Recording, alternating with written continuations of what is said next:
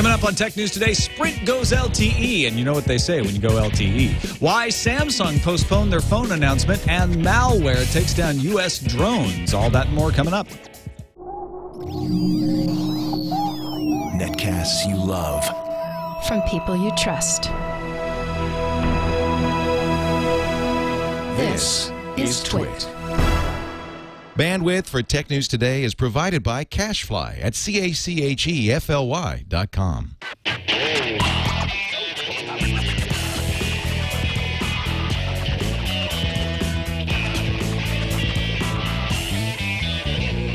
This is Tech News Today for Friday, October 7th, 2011. Tech News Today is brought to you by Squarespace.com, the fast and easy way to create a high-quality website or blog. For a free trial and 20% off your new account for 6 months, go to Squarespace.com and use the offer code TNT10. Welcome to Tech News Today. I'm Tom Merritt. I'm Sarah Lane. I'm Iyaz Akhtar. Pound include Darren Kitchen.h.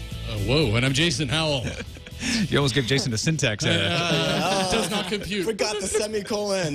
Yeah, you left him hanging. Now he's in a comment tag. How do we get him out? Where am I? This is the show where we try to make some sense of the tech news of the day. And Sprint had their big announcement. Remember, their stuff was going to be fast and The iPhone 5 exclusive. iPhone 5, exactly. That was the rumor that on WiMAX. I never that didn't. believed, Yeah. and I know. it didn't happen. They're getting more G's. They are, in a way, getting more Gs, yeah. They've announced their 8G service. No, actually, Sprint, as we expected, plans to roll out LTE by the end of next year. 800 and 1900 megahertz spectrum, in addition to 1600 megahertz bandwidth partnership with LightSquared, once that gets approved. They want to hit 120 markets. They plan to have 15 different devices all running LTE by the end of next year, and they plan to completely change over from the WiMAX technology to LTE by the end of 2013. And they'll actually end up covering more people with their fast LTE service than they did with their previous WiMAX service. 260 markets, 250 million people by the end of 2013. Now, what does that mean for WiMAX, folks? The support for WiMAX is guaranteed through the end of 2012. After that, they're not talking. And they do plan to sell WiMAX hotspots next year that will have LTE built into them. So once the transition happens, you won't notice. It'll just start using the LTE radio instead. But by saying nothing about what happens after the end of 2012, doesn't that pretty much mean Sprint and WiMAX are going to break up? That means, yeah, they're not going to turn off WiMAX on January 1st, 2013, but they want the right to do so if they're ready. Well, Right. Clearwire, Clear Channel. Yeah, Clearwire. Clear has been, Channel's the broadcaster. Thank you. Yeah. Has been quite clear that Sprint is currently with them and will be until the end of the contract in 2012 because they're the ones providing the WiMAX. Clear can also switch over to LTE if they want to. Now, they didn't make any announcement. Yeah, exactly. And there's no indication that Sprint is ponying up the cash for There's that. a lot of options being kept open here.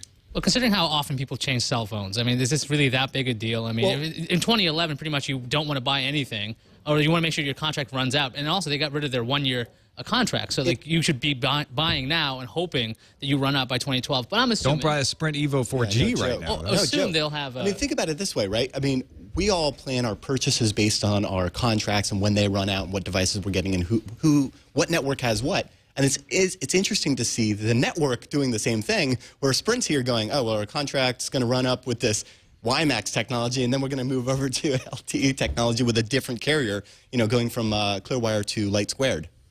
Yeah, I'm assuming, though, that once they actually do the change, they'll say, look, here's an upgrade for us, and you'll be able to get your LTE phone for a discount if you had a WiMAX phone or something like that. Because there's no way they're going to try to aggravate the customers, the few customers they have right now. Yeah, that's my guess, is they'll either, Clear will still provide WiMAX service, and they'll say, hey, you guys can, you know, we'll transition you over to Clear if you want to keep this device, or they'll give you a free or extraordinarily discounted replacement device.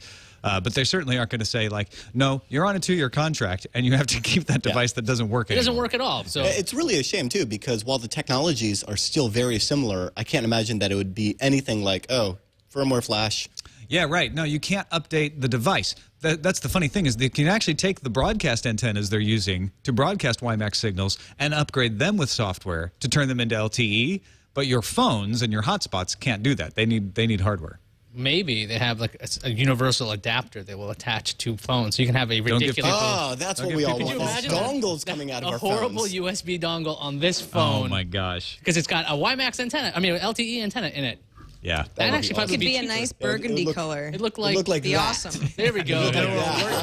Someone's calling. Oh, yeah. That looks problem. really good. And you can direct it towards the LTE. Yeah, and then you just get yourself a little A pigtail. lot of skins. and you're all it's like good. a whole new market. One that's a thing we horrible will not be finding out about anytime soon is the Samsung Galaxy Nexus phone and ice cream sandwich. Samsung and Google have canceled their launch event that was supposed to happen next Tuesday at the CTIA Fall event down in San Diego. Now, CTIA is still going on, but the Samsung event has been canceled. They issued a statement. Samsung and Google decide to postpone the new product announcement at CTIA Fall. We agree that it is just not the right time to announce a new product. A new date and venue will be shortly announced. CNET and All Things D got further clarification from a Samsung spokesperson that, in fact, it was because of Steve Jobs' death that they decided to delay this announcement. A Google spokesperson told Business Insider the same thing. It seems like even though this is a classy move, and I won't take that away from them, that whatever the launch date is going to be, and we don't know that yet, and that was all supposed to be part of this announcement next Tuesday, it's like they can just announce it closer to the launch date, and they don't really lose anything. Exactly. Yeah, and I think the rumored launch date is actually the end of the month, so that gives them almost a full month to kind of figure this out. Yeah, they can announce it whenever they want. I think the idea up until now had been, let's announce it on Tuesday and take the wind out of the iPhone announcement sales. Because remember, this got scheduled after the iPhone announcement came out. So Google and Samsung said, good, okay, iPhone announcement on Wednesday, we'll follow up the next Tuesday and just blow them out of the water. And at this point, that is not going to help them. They're going to look, to a lot of people, not to everyone, but to a lot of people, they're going to look like jerks if they come out there kicking around the iPhone. Well, they've probably prepared something that's very, here's why we're better than the iPhone type of a thing. They should, right? Yeah, absolutely. That's why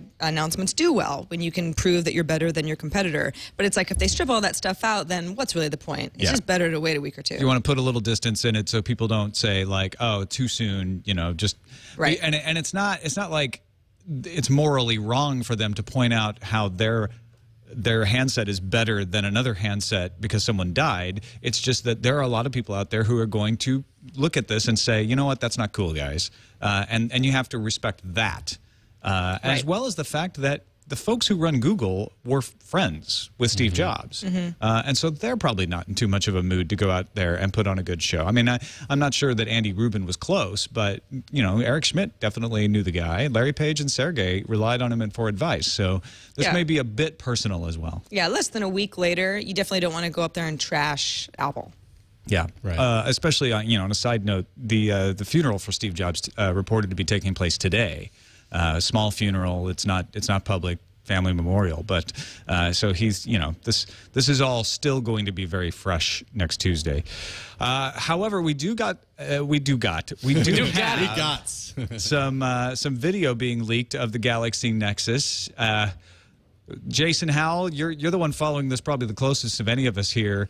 Other than seeing the Galaxy Nexus purported for the first time, which I gotta say I'm getting more and more excited about. Anything else other than the hardware here that sticks out to you? Well, we saw the leaked video. I think it was like a week and a half ago of some ice cream sandwich. To me, it looks a little bit more polished. The thing that I noticed right off the top is actually seeing what the soft keys look like down at the very bottom. The fact that there are no physical keys, and what you see at the bottom on the screen if you're watching the video is actually part of the screen. It's the software overlay. So that's a little bit different. A lot of this, like I said, we saw, it just definitely looks a lot more polished, and I'm really excited for it. It's got a nice slick look that looks different enough from previous versions of Android that I think they're kind of delivering to a certain degree on their promise.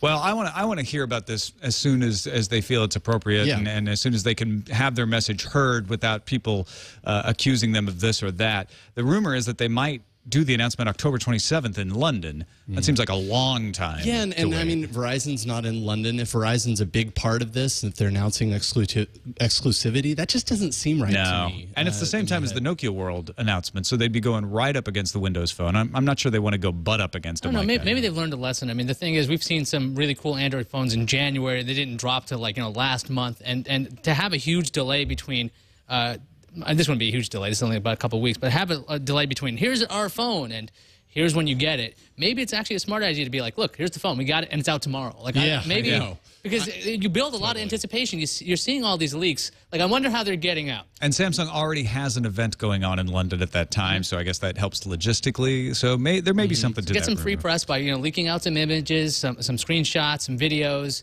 and that's a nice way to get people excited instead of doing, we're going to have a phone on the 27th and it'll be great. Instead of going, okay, look, you guys have seen it already. It was bad, kept secret, and it's out now. Yeah, maybe it becomes more of a presentation around ice cream sandwich. And like you said, if Samsung has their own thing, then maybe they could ride on or with the device pushed back that far. It could be one of those things where it's like, here, we're going to show you all the whiz bang. Oh, and by the way, it's in the store right now. Yeah, that could be pretty powerful if you're not going to be able to do it the other way. Impulse shopping. Samsung did put out their earnings announcement, operating profit of $3.5 billion US, 14% dip from a year earlier, but better than the market projected. So the Samsung is getting positive coverage over this. Let's move on to a keylogger that has infected systems used to control unmanned drones flown by Air Force pilots from Creech Air Force Base in Nevada. Ooh. Air Force techs first tried to get the malware off by following Kaspersky instructions for removing the malware, but it kept coming back. This has been a very persistent bug. Eventually, they used BC Wipe to completely erase internal hard drives and rebuild them from scratch. It is unclear from the Wired story on this whether they actually have, if that's been able to work for them. The malware was first detected 2 weeks ago by the military's host-based security system. It doesn't seem to be doing any harm. They haven't seen any confidential information leaked out that they can tell. They think it's probably just common malware. Right, but they have also identified that it's been on both unclassified and classified systems. As such, their machines, while they're not networked to the internet proper, or at least they say they aren't, they use removable media to go ahead. So is that how this got on there? That's how Stuxnet. Because you're right, the drones are not on the internet. Yeah, I mean, no, really, lots of things actually travel by removable media now. Stuxnet used kind of like a USB switchblade type of attack. I mean, anything that's like, oh, innocuous little thumb drive, that can't be evil. Well, this one right here is a USB rubber ducky. Hold that up a little, because that's not just a flash drive in there. There's something else. Yeah, there's something else, but it looks like your standard trade show thumb drive, and what is that's in there? This is actually a special Atmel processor with some cool firmware that basically takes the text file you write and put on an SD card and does the keystrokes really, really, really, really fast. Right. And since the computer inherently trusts the human, because only humans are at the keyboard, it does its evil bidding. But I mean, so let's say you pick up a thumb drive at a trade show. This is getting through security in Nevada. Like, yeah, that's fine. Just use that one you've got. We won't look at it. We won't take it apart. I shouldn't name names, but I just came back from DerbyCon, a brand new hacker conference in Louisville, Kentucky over the weekend, and heard plenty of stories from people in the private sector and people elsewhere, stories very similar, how an innocuous little thumb drive makes its way past corporate policies or government policies where they say, hey, don't plug that in. And then the junior or senior, even senior tech is like, I need to get my job done. I'm plugging it in. Yeah. Right. Wow. All it takes is one quick plug, I guess. And it's disconcerting, to say the least. The Creech Air Force Base, where this malware is, was not under the ban on USB drives until 2 weeks ago. Yeah, now they are. So yeah, I just love too that they're using BC Wipe and they're like, oh, that means. That meant rebuilding them from scratch, and that's a lot of work. And it's like, now we can all sing it. F-disk format reinstall. So what's the fix? Do you feel their pain, Darren? Oh yeah, come on. Every sysadmin has been there. What's the fix? Like optical media? Like, I mean, what would you have to use? No, actually, that's even worse. But do you have a keylogger on there, or just actually install software? I'm just saying. I say hot glue. Hot glue is your answer. There you go. So just every USB really port should be glued up. Yeah, not only that, but like hot glue the VGA cable right into the back of the box. Yep. That's good to know. I'm going to do that when I get home. Well, you should be following the same procedures that hospitals follow in highly contagious areas to make sure that every USB drive that is used, if you're going to use one, is absolutely clean every time you use it. That's hard. Yeah, it is. And that security is hard, and that's why it's lucrative. It's the Army, the U.S. drone fleet. They should kind of, I don't know. Well, this isn't the first time the drone fleet has been hacked either. I mean, remember $26 software like last 2009. Right. could pick up the unencrypted data being transmitted from them. So that's just fantastic. Great. Flight paths. Awesome. So we're all going to die. That's great. Listen, folks. Actually, you're right. We are all going to die eventually. Yes. But your website doesn't have to die. You shouldn't be sitting here thinking like, oh, did a bad USB drive get plugged into my server that I'm running Forget all that stuff.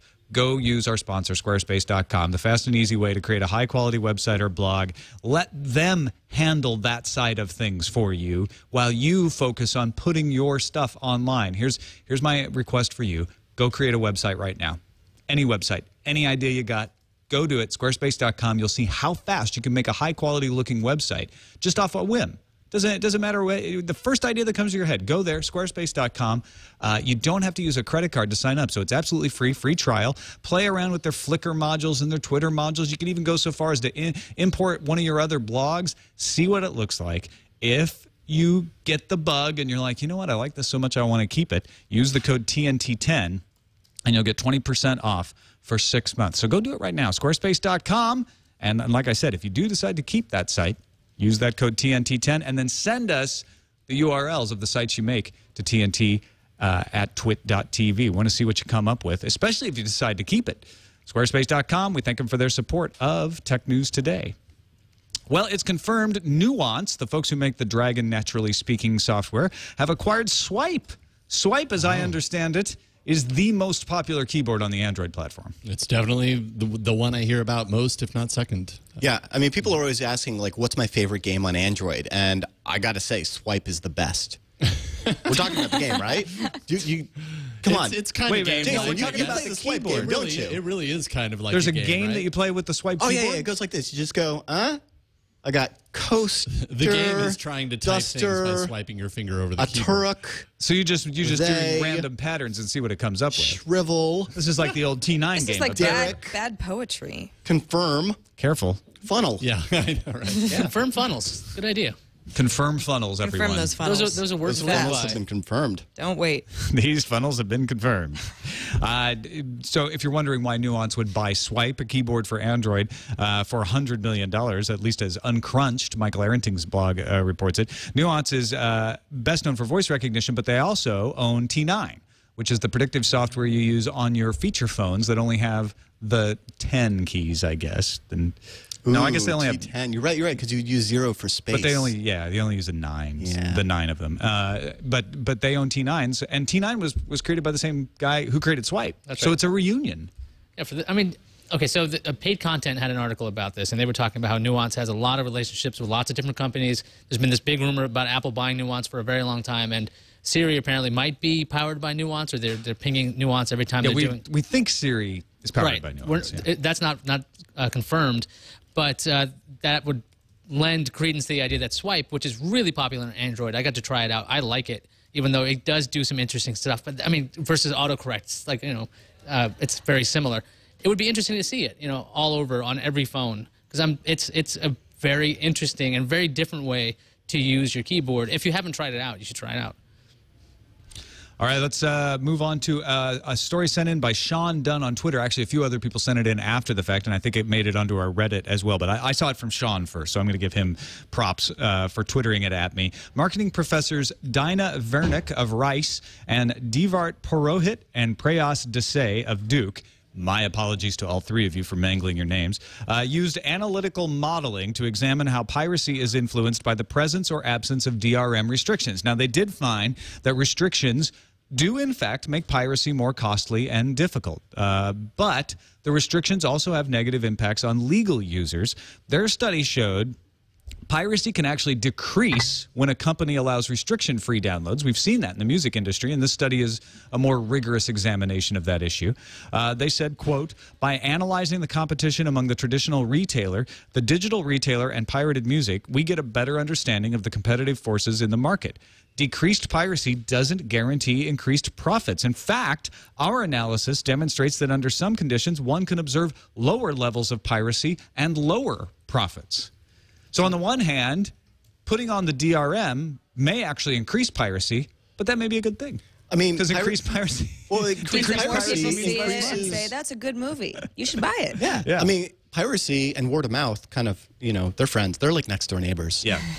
Now, no, I don't think Piracy of mouth. I don't think what you should derive from this study is that you should add DRM in order to increase piracy. But yeah, if the industry is out there thinking we have to put DRM on all this video because we have to stop piracy, they may be thinking the exactly wrong thing. It's not a moral argument anymore. It's actually working against their own interests.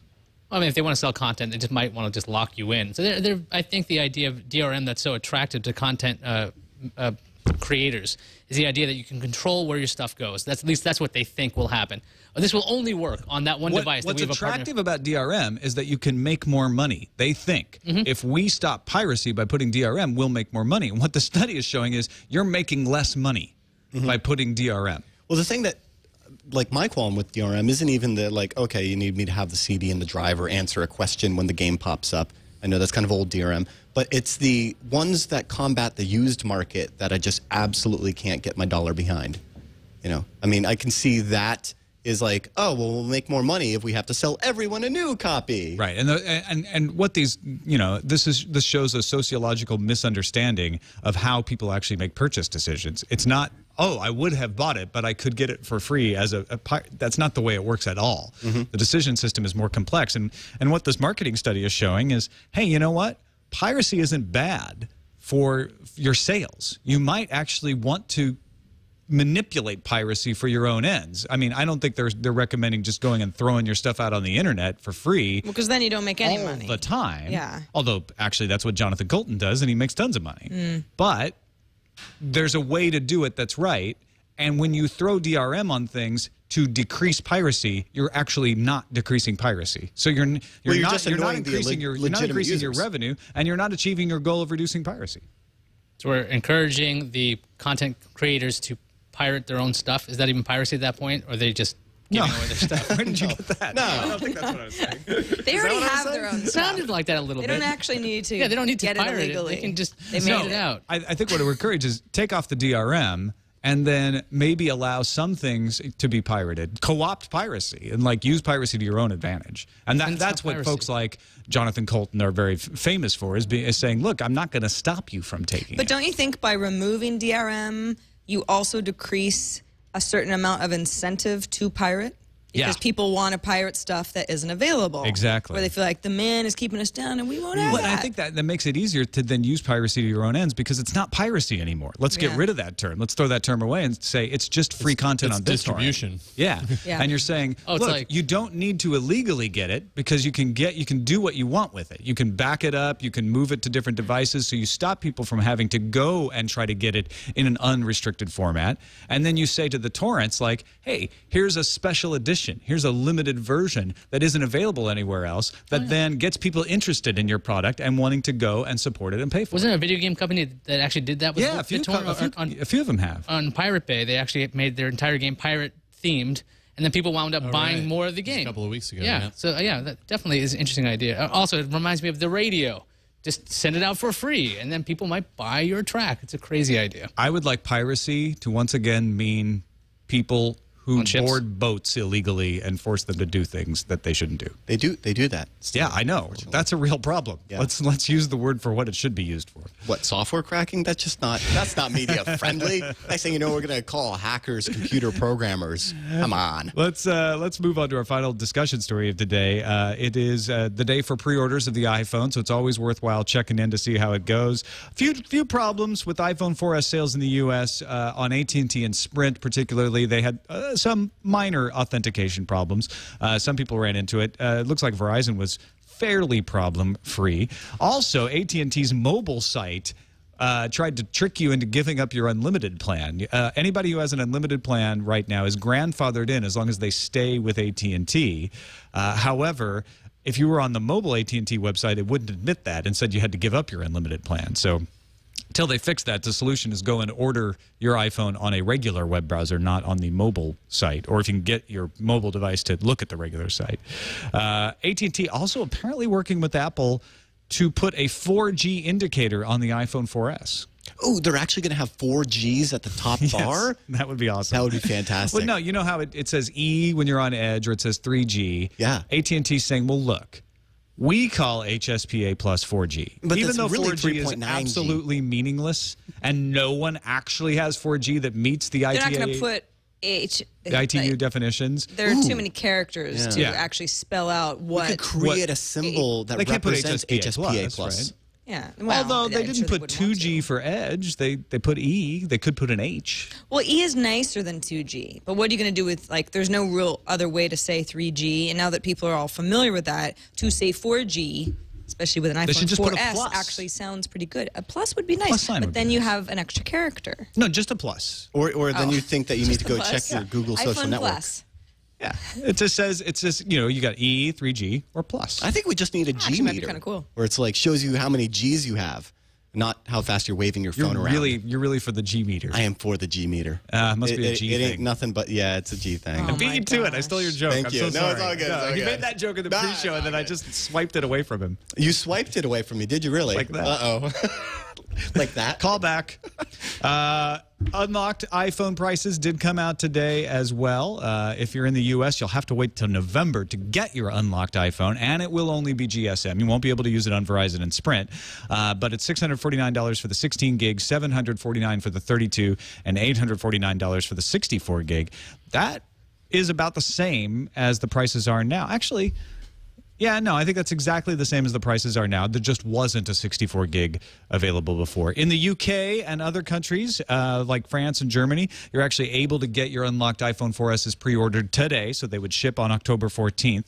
£499 sterling for the 16 gig, $599 for the 32, and $699 for the 64. In France and Germany, it's €629, €739, and €849 respectively. Thanks to Josh Lowenson at CNET for those numbers and for the overseas numbers. So I prefer unlocked phones. I don't know. Well, I do know. I hate that they make you wait in the U.S.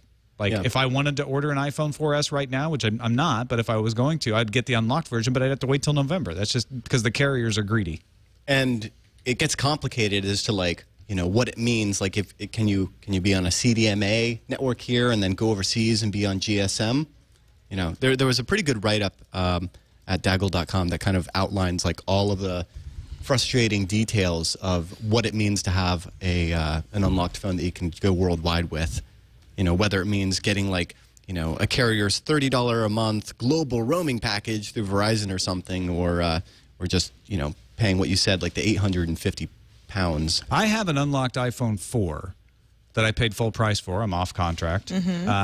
When I go overseas next time, I am looking forward to being able to get a prepaid SIM card and pop it in here and use it, and not having to deal with the craziness of calling AT&T and saying, well, I'd like to go on the international plan for $25 a month for 50 megabytes, and then constantly checking 50. Oh, have I gone over 50 megabytes? You don't want to call check. them about 4 times, and then you have to call after them afterwards to decline the plan. You. It's like, okay, can you prorate it? Well, how many megabytes did you use? Because if we cancel it too early, then we'll prorate your usage, and then you might be overage, and then you'll get overage charge. Yeah. That's no way to run a business.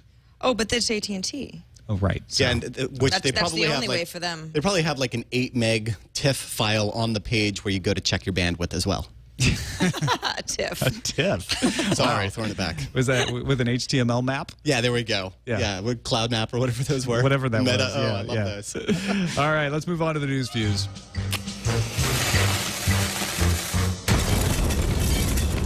The rumors were true, folks. Which rumors, you ask? Well, the European Commission has officially approved Microsoft's purchase of Skype because the deal won't run into any issues with the EU merger regulation. At least that's how they ruled it. The EC said in a press release that the deal would not significantly impede effective competition in the European Economic Area, and that there are a number of competitors out there, including Google. So go ahead, buy it up, have your Skype, and call it too. Robert Iger is going to step down as CEO of the Walt Disney Company, but not until 2015, when he is age 65. No successor has been named yet, but this kind of advance notice is actually pretty standard for big companies like Disney. So if you're looking for a job out there, think about it. You could be running Disney in 2015. Yes. You just have a few years to ramp up, go to business school, I don't know. You got time. Start, you know, or just practicing show your them mouse that you've got a big heart. animations. Yeah. Well, that no, you Right. won't get the job then. Like an enlarged heart? You know what I mean? Okay. Android or iOS, you might not have to choose. Alien Dalvik 2.0 from Myriad Group allows you to run Android apps on iOS. Myriad Group says that for the user, the experience is transparent. You just click the Android package, which is APK, and Myriad software takes care of the rest. The official unveiling is next week during CTIA. That's exciting. In a speech, FCC Chairman Julius Genachowski said that he wants more broadband access all over the country. And while it's an admirable goal, how will it be funded? Well, Genachowski says that it will be covered, that he has it covered. He wants it to reallocate money raised by the Universal Service Fund, which currently subsidizes bringing landline phone services to far-off places. And he'll propose his idea to the FCC commissioners on the 27th of October. I thought one of the interesting things in this story was they pointed out that a lot of places that are supposed beneficiaries of the USF actually get 3 or 4 different phone companies, but no internet companies serving them. So why are we funding rolling out telecommunications to them when what they need is the internet? Makes perfect sense. Windows Phone 7.5. It is out, and it's not on all the phones, but people are already complaining about how it works with Microsoft Exchange. What a surprise. Over at the Windows Phone Feature Suggestion Forum, people are upset that original email text is not included in the reply when using an Exchange 2003 inbox. So if you look for context to a one-word reply email, it could be a little confusing. Some users say that this wasn't a problem in the no-do days, or if you're using Exchange 2010, things are fine. So my solution is get your enterprise to upgrade from Exchange 2003. It's freaking 2011, people. Going on a Come on. decade ago. It was funny. I know I have a company near to me that's still in 03. I know which company that might be. Now I do too. They might be broke. Netflix has just added a couple of shows, but the biggest, very exciting, is that they got exclusive rights to The Walking Dead. Netflix also picked up the non-exclusive rights to Portlandia, which is pretty much the best comedy sketch show ever, in my opinion, which is a really, really good opinion, and the increasingly poor decisions of Todd Margaret. One of the biggest knocks on Netflix's offerings was quality, but by picking up the exclusive rights to those high-profile AMC shows, maybe Netflix can change its image and put a bird on it. My opinion has been they just needed to act nicely. They just needed to get some big announcements to deflect people away from the cost changes, the price increases, and the Quickster thing. Right. This is one. It's not the one, but it's like, okay, fine, Walking Dead. Breaking Bad, Mad Men. That's huge. That's like, okay, you're starting to get there. Some time ago, some HP TouchPads were delivered to customers running a version of Android instead of HP's WebOS. People trying to port Android to the TouchPad have asked for the source code since Android has an open source license. HP says they don't have the code to release, and the company will launch an investigation to see how this happened in the first place. HP's Director of Open Source Program Office, Phil Robb, said it was done without the authorization of the company. The plot thickens. Put the Android on the touchpad. Who done it? Woe to those, including the FCC, hoping to defend the recent guidelines on net neutrality. The D.C. Circuit Court was chosen at $random to be the court where challenges to the new rules will be heard. The D.C. Circuit Court of Appeals does not have a history of ruling in the FCC's favor regarding net neutrality. They were the folks who turned them down for the whole Comcast thing. Can we randomize timer again? Yeah. Oh, speaking of, randomizer. I couldn't tell, Darren, if you were launching into it for Tom. Serendipitous moment. Team Fortress 2 running in a web browser using WebGL. Need I say more? You can say a might lot have to. more. You can say it runs at a solid 30 frames per second. Once again, 60. proving that PCs is where it's at, not consoles. Sorry, Iyaz.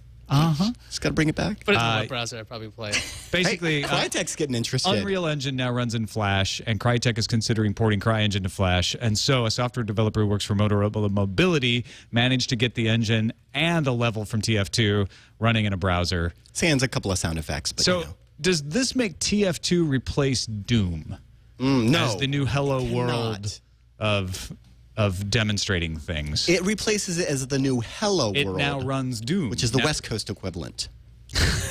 Hello. Okay. I don't get it. Hello World? Hello World. Yeah. I enjoy that. Yeah, it's the new theme park. It's actually the Northwest Coast equivalent. They don't really do Hello down in Southern California. They don't do hell even in Northern California? No, that's what I mean. yeah, okay. All right. That's what you were saying. Well, in that case, since you're so right, let's check the calendar. Ring!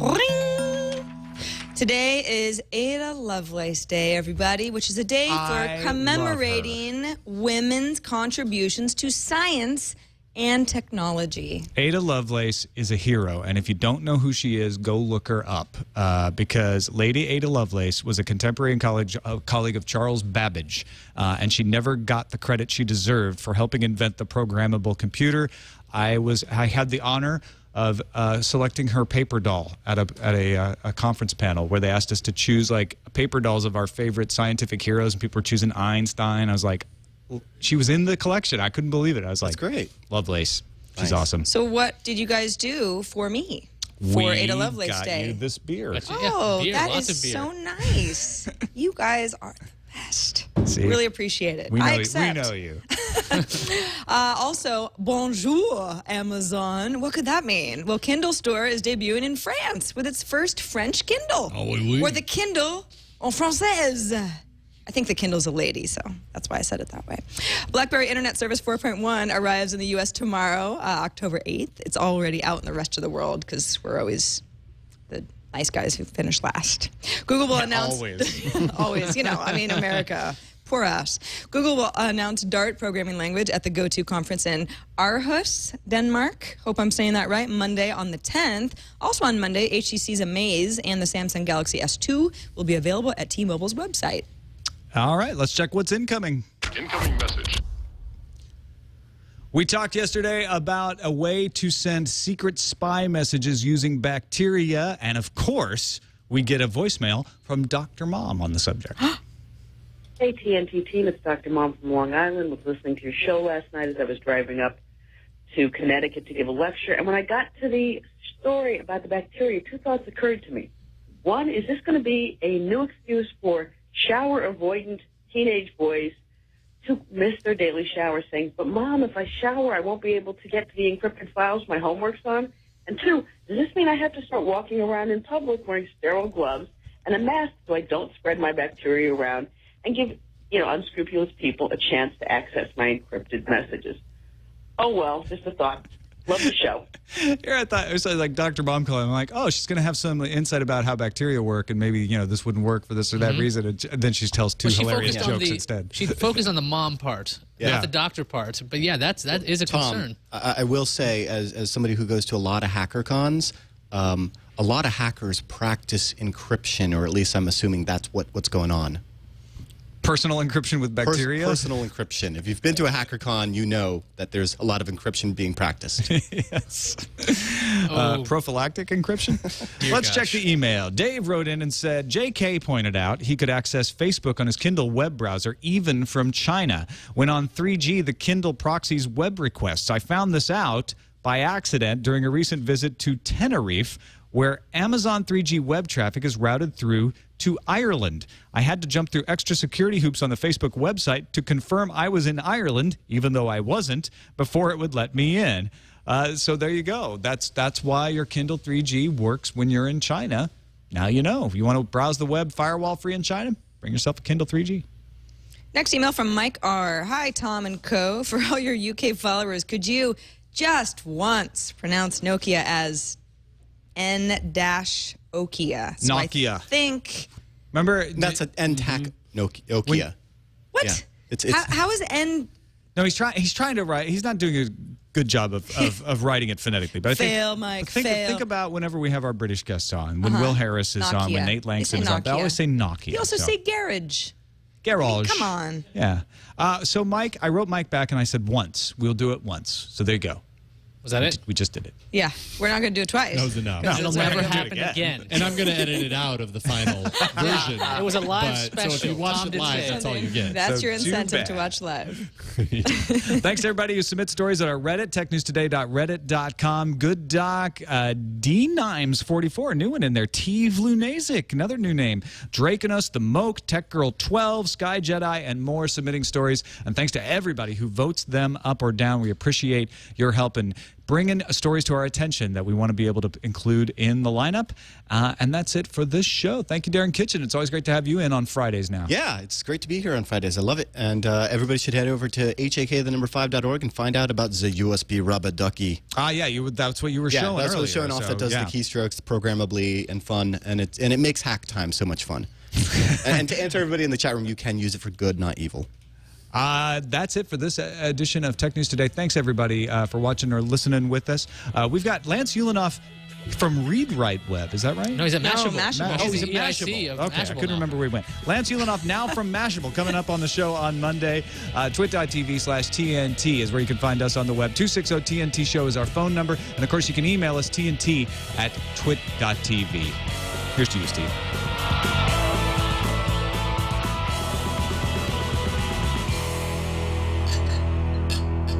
Clang. Virtual clang for Clankety Jason. clang clang.